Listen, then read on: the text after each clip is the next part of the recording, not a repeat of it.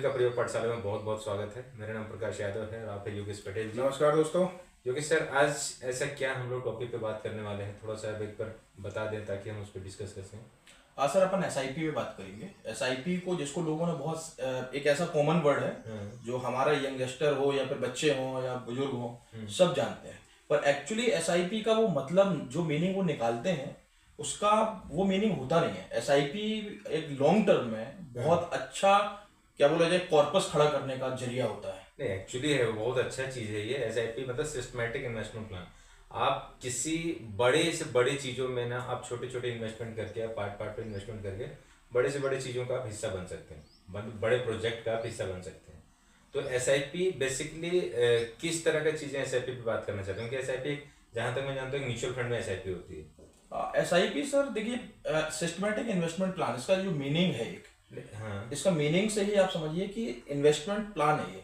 अब ये mutual fund में भी हो सकता है, ये इक्विटी में भी हो सकता है, हाँ, ये आरडी अकाउंट जिसको हम कहते हैं ना, आरडी अकाउंट हाँ, है ना, तो वो जस्ट लाइक आप उसको एसआईपी कह सकते हैं क्योंकि मैं पैसा तो एक सिस्टमेटिक यूनिट पार्ट में ही ले रहा पर हूँ। क्या है ना सर कि जितने लोग अभी तक, जैसे क्या होता था ना, जनरली हम एसआईपी का नाम हम वहीं सुनते हैं जहाँ पे म्यूचुअल फंड का आता है। मतलब एसआईपी हमें जनरली जेनरिक लोगों को यही पता होता है कि एसआईपी मतलब म्यूचुअल फंड, कि म्यूचुअल फंड में जो कर रहा हूँ वो एसआईपी है। एक्चुअली सर म्यूचुअल फंड जो कंपनियां हैं या हमारी जो मेंटेलिटी है, हाँ, हमने उसका क्या बोला जाए सिस्टमेटिक इन्वेस्टमेंट प्लान से मीनिंग ही ये निकालते हैं कि हर महीने एक निश्चित अमाउंट हाँ, का हाँ, म्यूचुअल एक फंड system- में ट्रांसफर कर देना। मतलब सिंपल सा चीज है एसआईपी का, मतलब कंफ्यूजन नहीं है। एक सिस्टमेटिक ड्यूरेशन में आप एक छोटे छोटे पार्ट पे आप इन्वेस्टमेंट, मतलब पूरा सपोज कि पूरा 100 रुपये ना जमा करते हुए आप 10-10 रुपये 20-20 रुपये करके अगर आप 100 रुपये तक पहुंचते हो तो उसको हम एसआईपी कहते हैं। आप छोटे छोटे पार्ट पे कर सकते हो, और जरूरी नहीं है कि ये सिर्फ और सिर्फ म्यूचुअल फंड में होता है, ये किसी भी चीज में हो सकता है। मतलब आप इक्विटी में भी कर सकते हैं। आप इक्विटी में जनरली अगर कोई इक्विटी शेयर, अगर आपको लग रहा है कि ये सारे शेयर्स हैं, आप छोटे छोटे इन्वेस्टमेंट हर महीने उस पर इन्वेस्ट करते रहें। हर इन्वेस्ट करना मतलब हर महीने थोड़े थोड़े शेयर आप खरीदते रहें, तो आप उस पर भी एसआईपी कर सकते हैं। तो एसआईपी करने का सही तरीका आपको क्या लगता है, क्या करना चाहिए, कैसे करते हैं, और किन चीज़ों में हमें ध्यान रखना चाहिए? जैसे आपने बताया कि आरडी में भी एसआईपी है, बिल्कुल। इक्विटी में भी है, म्यूचुअल फंड में भी है, और भी चीज़ों में आप कर सकते हैं। तो आप क्या सजेस्ट करना चाहेंगे कि किस तरह का एसआईपी करनी चाहिए?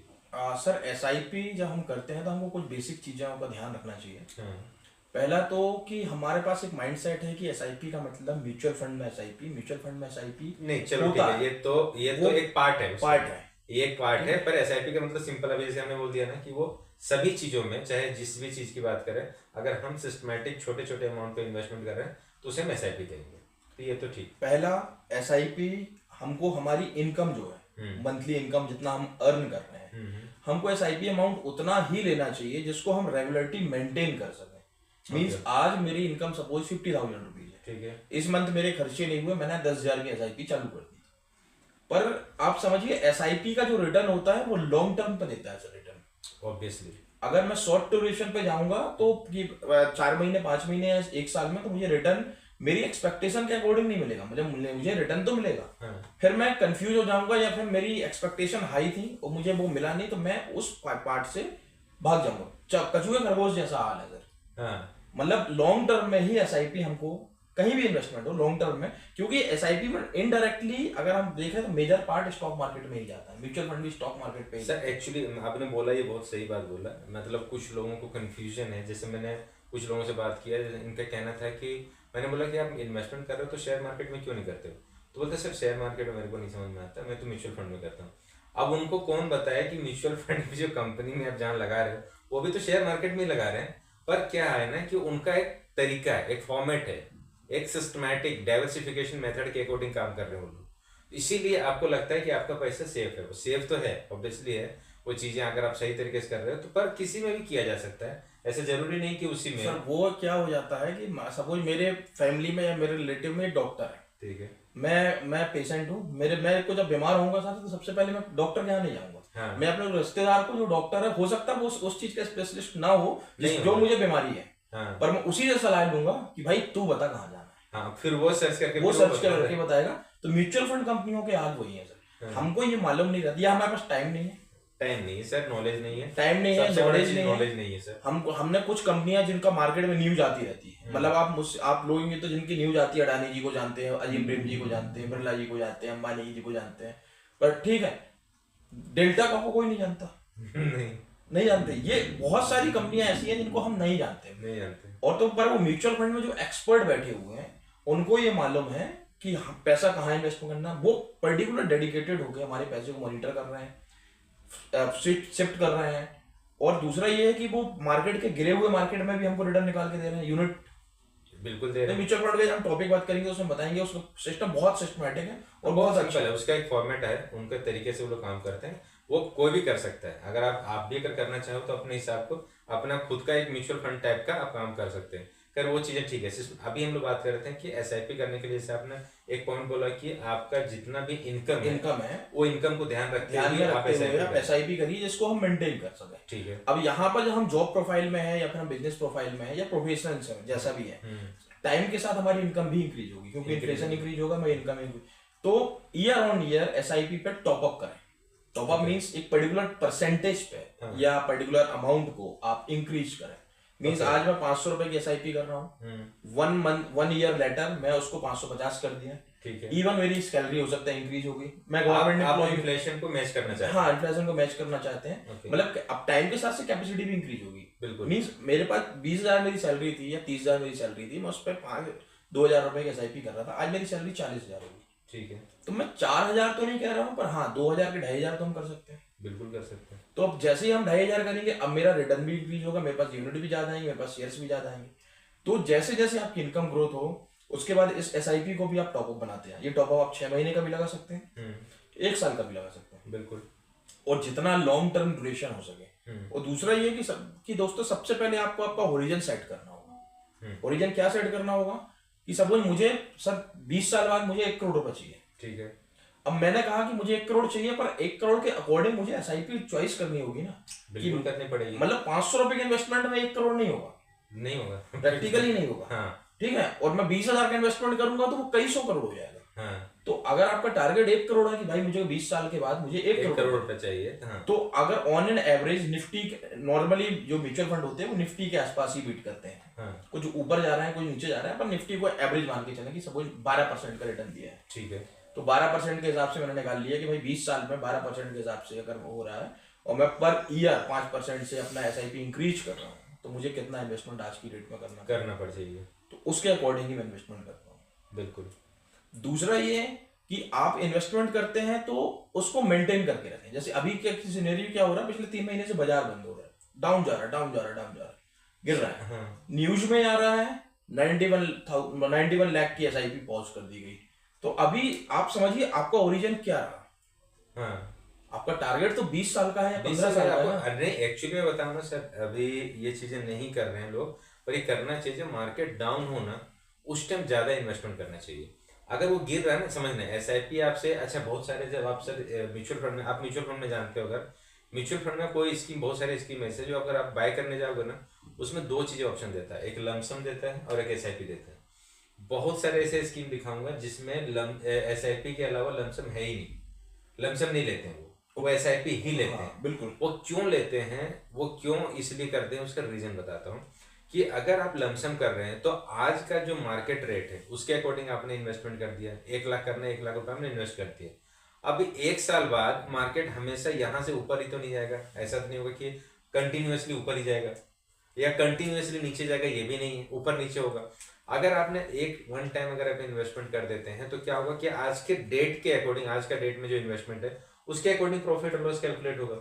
बट अगर आप इसको डेली हर महीने का अगर थोड़ा थोड़ा अमाउंट अगर डालते हैं तो हो सकता है आज आपका जो रेट, एक नॉर्मल रेट अगर 100 रुपए चल रहा है तो 100 रुपए हुआ, अगले बार जो इन्वेस्टमेंट होगा वो 105 रुपए से होगा, शायद उसके नेक्स्ट टाइम होगा वो 95 पे होगा। बिल्कुल सर। ऊपर नीचे होगा।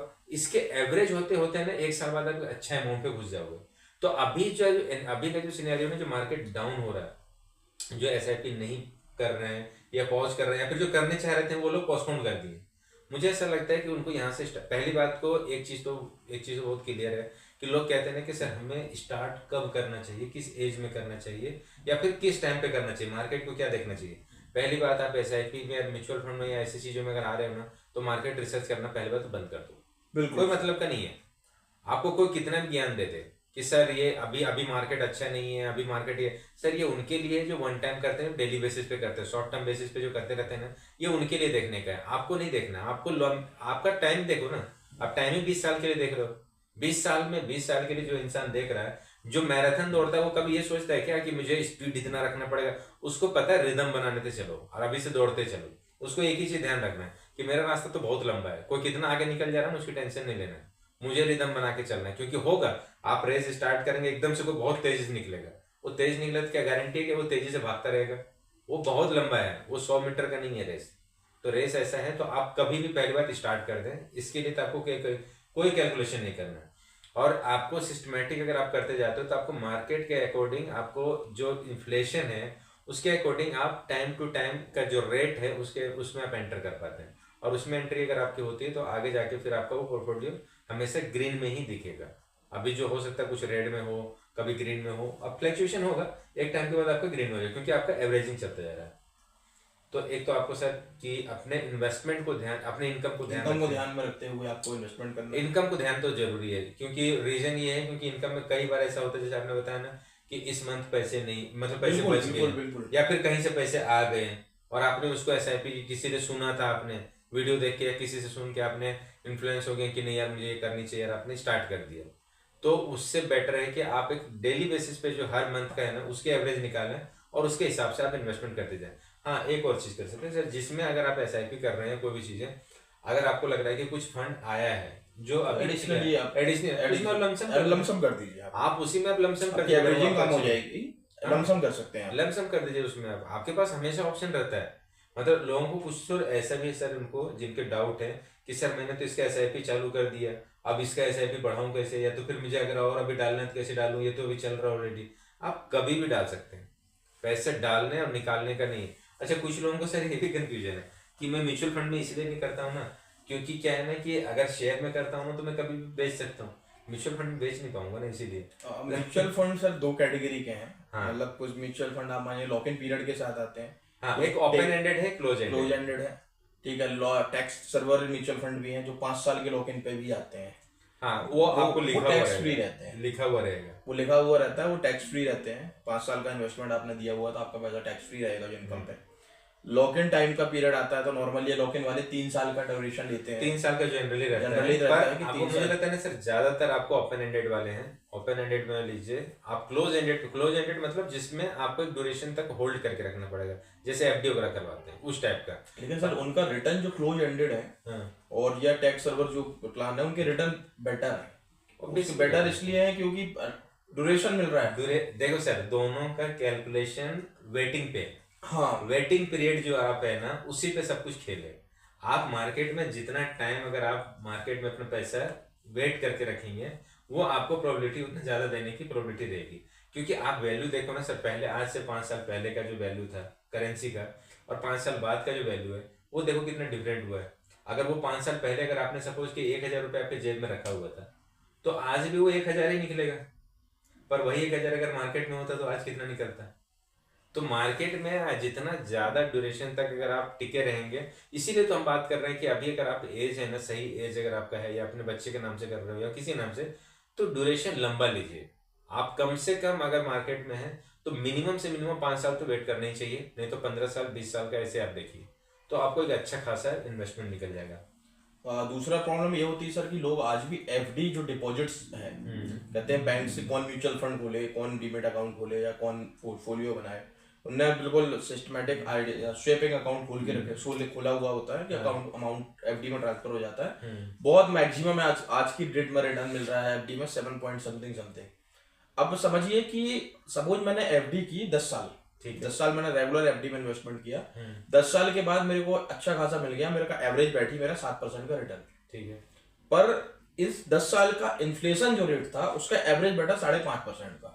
तो मुझे ओवरऑल देखा जाए, ओवरऑल तो आप साल का 1,500 रुपए पर लाख, हाँ मतलब 1.5% के इनकम कमाने के लिए आपने इतने एफर्ट्स लगाए और उतने टाइम तक पैसे को उसको छू भी नहीं सकते। हाँ, एफडी में अगर इन भी जाते हैं ना मार्केट में, अगर आप रहते हैं प्रीमेच्योर कर दिया तो 1% पेनल्टी अलग लग गई, हाँ, तो आप 0.5% में आ गए। नहीं सर, इसी के लिए अभी पता है, अभी मार्केट का जो सिनेरियो है ना सर, पहले के टाइम पे और अभी टाइम पे चेंजेस हुआ है। पहले लोग प्रॉपर्टी पे पैसे खूब लगाया करते थे, गोल्ड में लगाते थे, जो फिजिकल बात कर रहा हूँ, फिजिकल ज्वेलरी खरीद लेते थे या फिर ईट भी खरीदते थे। और दूसरा सबसे ज़्यादा एफडी में लगाते थे, एफडी आरडी जो होता था ना, इसमें बहुत करते थे। अभी अगर आप मार्केट में जाओगे तो इनकी रेशियो बहुत कम हुई है। लोगों को समझ में आया है कि जो मेरा पैसा है, जैसे पेंशन अकाउंट में है या किसी में भी है, जो पैसा मैं एफडी में लगा रहा हूँ, एफडी वाला भी तो कहीं लगा रहा होगा, बिल्कुल लगा रहा होगा, तभी तो उसको इनकम हो रहा है। आप जो सेविंग है, जिसे बैंक में आप पैसे जमा करते हो, तो आपको क्या लगता है बैंक में जो पैसे जमा करते हो वो क्या किसी और जगह पे नहीं लगाते हैं? वो भी लगाते हैं ना, कुछ हिस्सा वो भी मार्केट में इन्वेस्ट करते हैं। देखो, एक चीज तो आपको मानना पड़ेगा, इसको जितना जल्दी मान लें आपके लिए बेटर है। इसमें आपको जितने भी तरह का पैसा है, जितने भी तरह का आप जो लगता है आपको कि ये सिक्योर है, ये अनसिक्योर है, जो भी है, ये सब कहीं ना कहीं आखिरी में इस मार्केट में ही आता है। आप चाहे इधर से घूम के आए या आपका पैसा कोई और लेके आए, आएगा तो मार्केट में। तो बेटर ये है कि आप इन चीज़ों का नॉलेज लें, इन चीज़ों को नॉलेज लें और इसको धीरे धीरे आप समझने की कोशिश करें, क्योंकि आने वाला समय में और ज़्यादा ये मार्केट है। अगर आपको देखना है ना कि मार्केट कितना चलेगा कि नहीं चलेगा, तो कोई भी कल्चर को, कोई सी भी कल्चर को अगर आपको देखना है ना कि आने वाले समय में 5 साल में हमारे इंडिया में क्या कल्चर आने वाला है, आप फॉरेन को देखना, अमेरिका को देखना, बॉलीवुड हॉलीवुड को देखना, इन चीज़ों को देखना। तो वहाँ पे जो कल्चर है वो धीरे धीरे अडॉप्ट करते हैं। हमारे जो बड़ी सिटी है वो करेंगे, फिर वहाँ से हमारे छोटी, फिर धीरे धीरे हमारे इंडिया में फैलता है और ये चलता रहता है। तो अगर आपको देखना है ना कि मार्केट में क्या होगा ना, आप वहाँ का मार्केट देखो। बच्चे बच्चे के पास, हर किसी के पास अकाउंट है, हर कोई कर रहा है। 14-13 ईयर के बच्चे स्टॉक मार्केट में इन्वेस्ट कर सभी लोग इन्वेस्ट कर रहे हैं और अच्छी अर्निंग कर रहे हैं, अच्छी अर्निंग कर रहे हैं। वो लोग इथिकल काम कर रहे हैं, वो लोग प्रॉपर तरीके पॉकेट मनी अर्न करते हैं, अपने आप पॉकेट मनी हैंड ओवर की सर अभी मैंने कुछ लोग पेरेंट्स क्या करते हैं, बच्चों को ले बेटा बच्चे आपका महीने का खर्चा ये है, अभी वहां छोड़ देते हैं, आप अर्न करो। एक कुछ लोगों को तो मैंने ऐसे भी जानता हूँ सर, अभी का टाइम पे वो लोग ना, जैसे पॉकेट मनी हमें मिला करता था, पॉकेट मनी उनको नहीं देते हैं, उनको देते हैं कि जो जनरली खाना है ना वो चीज ठीक है, पर पॉकेट मनी के नाम पे उनका उतना पैसा हर महीने उनके मार्केट में लगा है कि ये तुम्हारा पॉकेट मनी है, ये यहाँ पे डाल दिए। अब उससे दो चीजें होता है। अब जब बच्चा, जब अभी उसको पता नहीं है, अभी उसको ना देखो, अभी बच्चे का जब छोटा होता है ना, उसको पैसे दिखाओगे, पैसे से मतलब नहीं, उसको जो चीज खाना है, जो खेलना है, वही पसंद आएगा। पर जब वो 15 साल 18 साल जब हो जाएगा ना एज का, तब उसको समझ में आएगा कि उसकी पॉकेट मनी आज कितना बड़ा हो गया, करोड़ों में बदल जाती है सर पॉकेट मनी। तो आप अपने चीजों को चेंज कर सकते हैं। अच्छा, इसमें कुछ चीजों को ध्यान रखना चाहिए। ध्यान क्या क्या रखना चाहिए, जैसे कि क्या चीजें हैं जो मार्केट में ध्यान रखना चाहिए हमें एसआईपी लेते समय? एसआईपी लेते समय सर हमको तो पहले तो, अगर आप म्यूचुअल फंड की एसआईपी ले रहे हैं, हाँ, तो म्यूचुअल फंड में बहुत सारी स्कीम्स होती हैं। ठीक है, आप किस स्कीम पे जा रहे हैं, हाँ, तो आप, यदि आपको नॉलेज नहीं है तो आप अपने म्यूचुअल फंड डिस्ट्रीब्यूटर या फिर अपने इन्वेस्टमेंट एडवाइजर या फिर कोई एक ऐसा पर्सन जो फाइनेंस का नॉलेज रखता हो। इवन कंपैरिजन तो आप हर एक म्यूचुअल फंड, आप पेटीएम मनी खोल लो या फिर कहीं से भी लो, अभी टाइम पे सर कोई से कहीं से भी ऐप खोल लो, आप उसका ओरिजिन देख लीजिए, ट्रैक रिकॉर्ड देख लीजिए क्या आ रहा है। बहुत हाई नहीं, कुछ इन्वेस्टमेंट सर ऐसे हैं कि जिनका रिटर्न 40% प्लस तक गया हुआ है, ईयर ऑन ईयर 40%, 30%। कुछ म्यूचुअल फंड ऐसे, हाँ, माइनस पे म्यूचुअल फंड का रिटर्न नॉर्मली नहीं होता, थाउजेंड्स में केसेस हो जाते हैं माइनस में सर। मुझे लगता है ना कुछ छोटे ड्यूरेशन के हाँ, लिए ही होता है, म्यूचुअल फंड नहीं। का में नहीं होता है। कुछ म्यूचुअल फंड में अगर आपका ओरिजिन, आप अग्रेसिव है, आपकी एज फैक्टर कम है, तो आप 100% इक्विटी पे जा सकते हैं, 100% इक्विटी में। आपकी एज, आप मिड एज के हैं भाई, आप 50-40 के आसपास है, तो आप 50-60% मैंने इक्विटी में डाल दिया, 40% मैंने डेप्ट में ले गया। मैं 60 प्लस हो गया हूँ तो मैं थोड़ा रिस्क और कम लेता हूँ। हाँ, ये रिस्क तो, ये कैलकुलेशन तो करना चाहिए कि आपका जो एज है ना, और आप पे आपके जो इनकम है उस पर कितने डिपेंडेंसी है। सपोज कि किसी का एज है 20 साल 25 साल का, पर उसके इनकम जो है उस पर पूरी फैमिली डिपेंडेंट है, तो आपको उस चीज को ध्यान रखते हुए अपने सिनेरियो को रखना पड़ेगा कि किस तरह का मार्केट में हमें इन्वेस्ट करना है। मतलब एग्रेसिव करना है या फिर हमें कुछ ऐसा है जो बिल्कुल सिक्योर है, वैसे चीजों में करना है, जैसे बॉन्ड है, डिवेंचर है या फिर ब्लू चिप कंपनियां हैं, म्यूचुअल फंड है निफ्टी 50। अगर मींस देखिए, निफ्टी तो सर मतलब इंडेक्स, निफ्टी इंडेक्स एक ऐसा है जो कंट्री का ग्रोथ दिखा रहा है। अगर वो ईयर ऑन ईयर 12% 13% का रिटर्न दे रहा है, तो अगर आप कोई किसी प्रकार की, मैं कोई रिस्क लेना ही नहीं चाह रहा हूँ, तो मैंने तो सीधा निफ्टी 50 म्यूचुअल फंड में इन्वेस्ट कर मींस वो म्यूचुअल फंड सीधा निफ्टी 50 में जो कंपनियां होंगी उस पर इन्वेस्ट कर देगा। जो बाहर होगा मेरे म्यूचुअल फंड से बाहर हो जाएगा, जो एंटर होगा मेरे म्यूचुअल फंड में जाएगा। निफ्टी ने अगर 12% का रिटर्न दिया तो मेरा पोर्टफोलियो अप्रॉक्स 12% रिटर्न देगा। तो आपकी आरडी से तो अच्छा है, सेविंग अकाउंट से तो बेटर है। सेविंग मतलब अकाउंट से तो आपका सर बहुत- सेविंग अकाउंट से तो बहुत बेटर सर है। सेविंग अकाउंट वही हो गया जैसे आप जेब में रख रहे हो। जब मैं ही रख रहा हूँ, कुछ समय बाद तो उल्टा पैसा रखने का ही पैसा लगेगा, और लग रहा इनडायरेक्टली है। अभी भी लग ही रहा है। इनडायरेक्टली मैसेज अभी तो लग रहा मैसेज है। मैसेज भेजने का पैसा आपके ले रहा मैसेज है, भेजने का ले रहा है, एटीएम ATM का का ले पैसा रहा ले है, रहा है, आपका अगर लो बैलेंस हो गया तो उसका वो ले रहा ले है, रहा है वो। पैसे तो ले रहे हैं आपसे। वो अभी सीधे हाथ से नहीं पकड़ रहे हैं, पर हाँ पैसा तो आपका ले ही रहा है। हाँ तो वो ये चीज है, इन चीजों का ध्यान में रखना। दूसरा ये है कि अगर आपका पर्टिकुलर फील्ड पे या आपको लग रहा है फार्मा सेक्टर, तो म्यूचुअल फंड बहुत सारे डाइवर्सिफिकेशन के साथ आ रहा है। हाँ मैंने सपोज एक SIP मेरे को 10,000 की करनी है, तो मैंने एक काम किया कि सर 5,000 को मैंने निफ्टी 50 में ले लिया, 3,000 में मेरे को फार्मा में इंटरेस्ट था, मैंने फार्मा में ले लिया, या फिर मेरे को इंफ्रास्ट्रक्चर में इंटरेस्ट था, ऑटोमोबाइल सेक्टर में था, इन सेक्टरों में लेके मैंने उसको डाइवर्सिफिकेशन कर दिया, हाँ ये कर दिया। दूसरा गवर्नमेंट बॉन्ड। अब मैंने कहा कि मेरे को म्यूचुअल फंड में नहीं जाना है। ठीक है। अब दो तरीके होते हैं सर, कि किसी ने कहा कि आपका 2 लाख रुपए मैं शेयर्स खरीदना चाहता हूँ, तो एक साथ 2 लाख रुपए के शेयर्स खरीदने से बेटर है कि आप उसको SIP के थ्रू कर दो। और आपके पास अगर सपोज मेरे पास आज 5 लाख रुपए है, तो अगर आपको और सिक्योर होना है, तो आप तो ये काम कीजिए कि SIP में SIP बेनिफिट ये होता है एवरेजिंग का अंतर आ जाता है सर। उस 7 लाख रुपए को आप ले जाइए FD में, बहुत सिक्योर प्रोसीजर बता रहा हूँ मैं आपको। 7 लाख रुपए को आप रख दिए FD में, ठीक है। FD में तो 7 लाख का 7% के हिसाब से अगर आप ब्याज लेंगे तो 50,000 रुपए आपका साल का ब्याज आएगा। ठीक है। आपने तो एक 5,000 की SIP बना दी, ठीक है। आपका वो 7 लाख सिक्योर है, आप अपने जगह पे सिक्योर है कि मैं तो स्टॉक मार्केट में कोई लेने देना नहीं। वो इंटरेस्ट वाला जो पार्ट है ना, उससे आप अपनी SIP चालू कर दो, तो वहां से पैसा लगेगा आपका 7 लाख का 7 लाख बना हुआ है। आपको माइंडसेट ये रखना है कि मैंने FD नहीं कराई है, मैंने सेविंग बैंक में पैसा रखा हुआ है। हाँ। पर सर सेविंग उसमें तो सर FD जो RD करवाते हैं, FD जो करवाते हैं, उसमें सबसे बड़ा ड्रॉबैक ये है कि जितने टाइम के लिए करवाते हैं उतने टाइम के लिए छू नहीं सकते उसको। एक सबसे बड़ा ड्रॉबैक ये होता है। खैर आपके चॉइस है, आपको पता होना चाहिए कि हम इस तरीके से भी किए जा सकते हैं। अगर आपको SIP सपोज कि म्यूचुअल फंड में नहीं करना है, अगर आपको थोड़ा बहुत नॉलेज है ना, तो आप ऐसे भी कर सकते हैं, स्टॉक में आप SIP करना है, आप सेक्टर वाइज एक स्टॉक यूज करें, और बहुत ज़्यादा नहीं होना चाहिए। देखो आपके पोर्टफोलियो में बहुत ज़्यादा स्क्रिप्ट है ना तो भी बेकार है, और बहुत कम है तो भी रिस्की है, दोनों ही जगह पे रिस्की है। आपको हमेशा इस चीज़ को चूज करना पड़ता है कि मुझे नंबर ऑफ स्टॉक्स कितने रखना चाहिए अपने पोर्टफोलियो में। जिस तरह से इसमें निफ्टी 50 में भी होता है ना कि कंपनी जैसे होती है उसको बाहर निकालते हैं, तो बाहर निकालते हैं तो दूसरा एंटर भी करते हैं। 50 से बाहर नहीं, 50 से ज्यादा नहीं, 50 से ज्यादा नहीं करते हैं, 50 से कम भी नहीं करते हैं, 49 भी नहीं करते हैं। तो वो उसी तरीके से अपने पोर्टफोलियो रीबैलेंसिंग कर सकते हैं। रीबैलेंसिंग आप करते रहे, हर 3 महीने में 2 महीने में रीबैलेंसिंग, मैंने इसको बाहर किया, उसको अंदर किया, इसको बाहर किया। हाँ, तो ऐसे आप कर सकते हैं उसको। तो आप स्टॉक में चाहें तो स्टॉक में भी SIP कर सकते हैं, और अगर म्यूचुअल फंड में करना चाहें तो म्यूचुअल फंड में कर सकते हैं। वहाँ तो आपको कुछ करने की जरूरत ही नहीं पड़ती, तो सब कुछ बना हुआ रहता है। तो SIP बेसिकली बहुत सिंपल है, बहुत आसानी से आप 500 रुपये, 1,000 रुपये, 100 रुपये से भी SIP कर सकते हैं। मतलब जरूरी नहीं कि मार्केट में पैसे लगाने के लिए आपके पास 10,000, 20,000 हो तभी आप स्टार्ट कर सकते हैं। आप 100-500 रुपये से भी कर सकते हैं, डिपेंड करेगा आपको कितने करना है, और उस तरह से आप चूज कर सकते हैं। ठीक है सर। ठीक है सर। SIP में फिर भी अगर आपको कोई दिक्कत हो रही है, कुछ समझ में नहीं आ रहा है, या फिर कोई नॉलेज चाहिए आपको, तो आप कमेंट कर सकते हैं हमें, हम आपको नेक्स्ट वीडियो में हम डेफिनेटली उस पर्टिकुलर टॉपिक पे रिप्लाई करेंगे, पर्टिकुलर उसी चीज पे बात करूंगा आपसे। चलिए, थैंक यू।